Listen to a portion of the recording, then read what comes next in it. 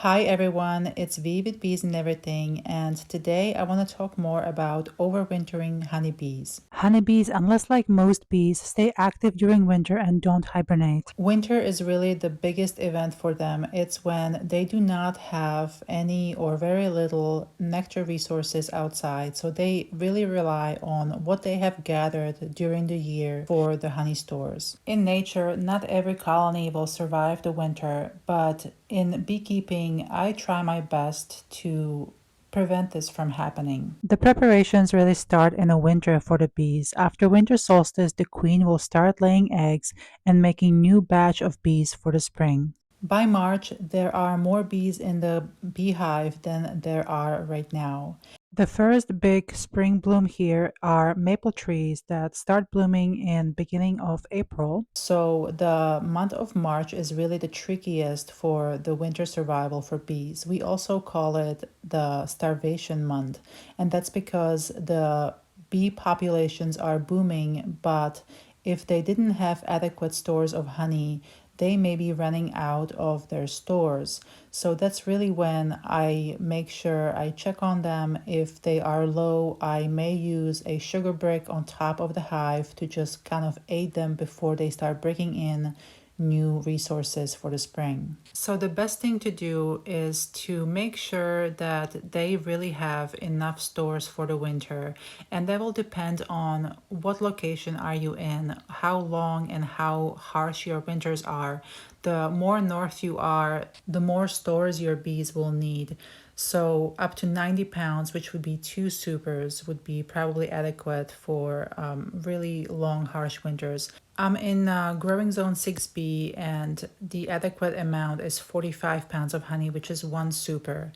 But I will leave, if they have more, if they have two supers, I will just leave it on, and I can always, harvest any extras in the spring, or I can store it for them for the next winter, or use it for any splits or swarms. The bees will keep growing in numbers in the spring and reach their peak in the summer. By September, they start declining in numbers, getting ready for winter.